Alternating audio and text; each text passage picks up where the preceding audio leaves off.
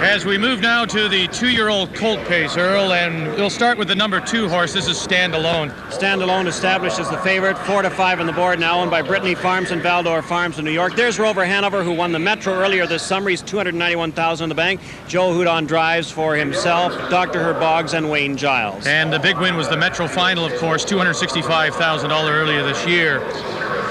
Stand Alone, we saw, trained by Bob McIntosh, has won 8 of 10, owned by George Siegel's Brittany Farms and Marty Granos Valdor Farms, Steve Condren driving. Also from the McIntosh stable, the number 3 horse, VP Finance, and Abercrombie, owned by the VP Finance stable, Windsor, and Mike Lachance will drive number 3, VP Finance. There is Mike Lachance and VP Finance, third in his elimination. Interesting, trainer Bob McIntosh won the 86 2-year-old with Sunset Warrior. Now let's move on to the number 4 horse, Big Albert. Gelding by Albert from Enrock's Dream, owned by the Hatfield stables of Columbus, Ohio. Bud Hatfield, a direct descendant of the Hatfield and McCoy feuding years. Wayne Nichols trains. Bill O'Donnell's the driver. He's won just over $150,000, 5 wins and 13 races on the year, a 153 time. Number 5, no standing around. Named because Bob Standing is not a partner. A colt by Jate Lobel, owned by the Not With Bob stable of Beamsville. Dr. John Hayes trains, Doug Brown drives. He won a big trip last week, was left without cover when Stand Alone cleared to the front. He's won 6 of 8, including the American National. Doug Brown won in this division in 91 with Digger Elmerhurst. Number 6, Don't Get in My Way. Don't Get in My Way won the Woodrow Wilson and Abercrombie from the great race mare and producer 7 o'clock. Bill Robinson trains, John Campbell drives. He's already won over $500,000 on the year. John Campbell. And number 7, Only Pan. Bill Gale subbing for Jack Moisiev, owned by the Peter Pan Stables, Pepper Pike, Ohio, trained by local established trainer Joe Stutzman, has won 3 of 9 this year and almost $60,000. Best time 154 and 2, a beach towel. Stutzman, the leading OJC trainer. Number 8, Jenna's Beach Boy. Got a nice trip last week, another beach towel from his first crop, and this one from 5 o'clock Cindy, owned by Ellen L. DeVisser, partnership Holland, Michigan. Joe Holloway is the trainer, Bill Fay drives. Number 9 is Powerful Structure. A Dragon's Lair, owned by the new Lana Lobel Farm, Scarsdale, New York. Jimmy Cruz Jr. trains, Ron Waples drives. He's won 5 of 10, most of them in the New York program this year, 154 and 2 at Syracuse, his best time. And the number 10 horse to round out the field, Village Connection. Bill Wellwood's been doing well in Breeders' Crown events this year. Village Jiffy won in Freehold. This Cam fella, 2-year-old, is owned by Wellwood and trained by Mr. Wellwood. Paul McDonnell drives. He's won 4 of 15 going into tonight's race, $85,000 on the year. Remember, Village Jiffy was an upset winner in his 2-year-old Breeders' Crown event 3 years ago. So there's your field for the 2-year-old colt pace. Total purse of $670,700 as you take a look at the number 2 horse, Stand Alone, with Steve Condren. And remember that Stand Alone was upset by Jenna's Beach Boy in the elimination a week ago. It's the Breeders' Crown on TSN.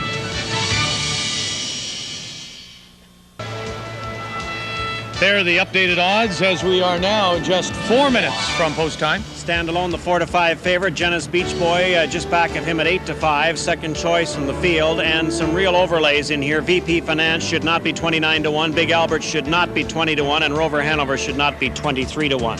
Should I run out quickly? We should bet all 3 of them. I think we've got a chance, man. Right. Comes 50 pounds of unrecyclable garbage. Let Apple repair that stone chip and do your part for the environment. Apple Autobus.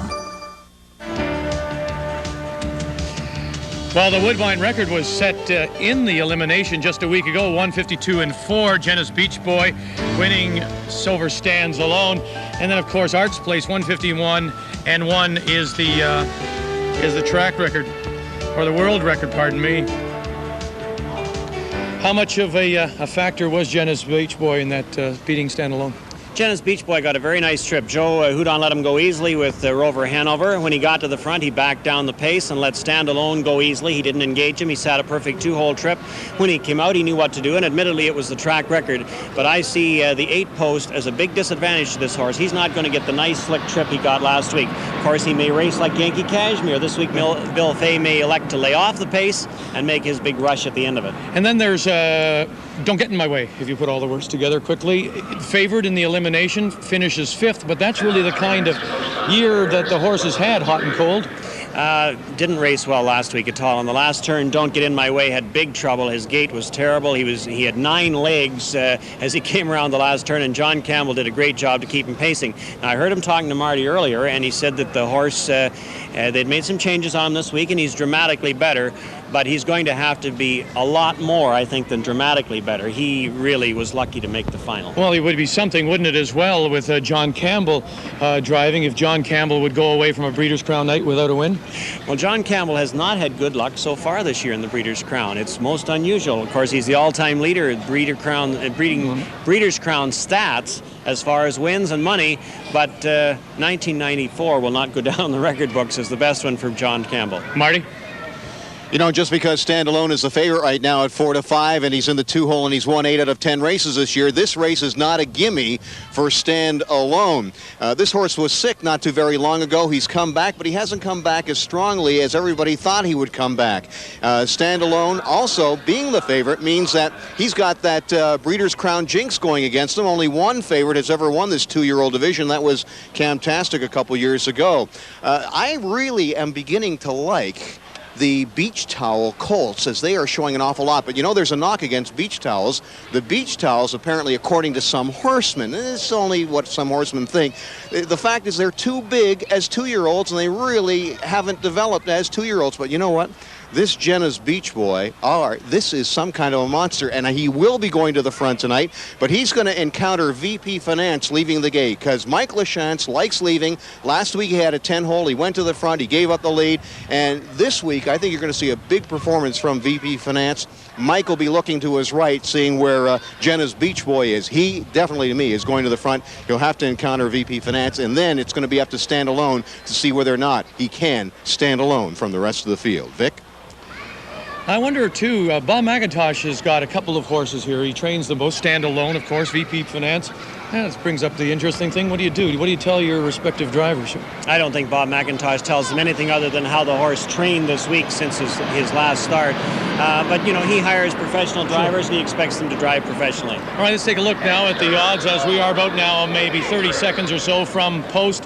The updated odds heading into this 2-year-old colt paced. Standalone still 4-5 favorite. Jenna's Beach Boy second choice at 9-5. But the odds board would indicate this is a 2-horse race, but it's not. Another horse that we should mention that has a chance to be really good here tonight is No Standing Around.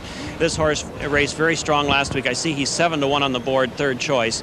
But it's not a 2-horse race as the odds board would indicate, and that cool temperature can kill off the front end speed. If Marty is correct and Jenna's Beach Boy goes to the front early, he's going to have to be used hard to get there, Vic, and I can't see him being there at the end of it if he uses him up early. Not much respect paid to Rover Hanover at 31-1 as well. When you think of Rover winning the Metro Final and the $265,000, but beyond that really has done nothing. Almost similar odds when he won the Metro, and I know Joe Houdon said after the race last week, he said, I'm not going to let Jenna's Beach Boy go as easy as I did last week.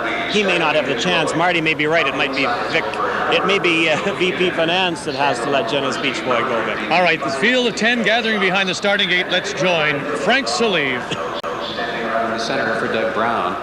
6 on the outside is Don't Get In My Way and John Campbell. Then Only Pen for Bill Gale. Jenna's Beach Boy and Bill Fahy.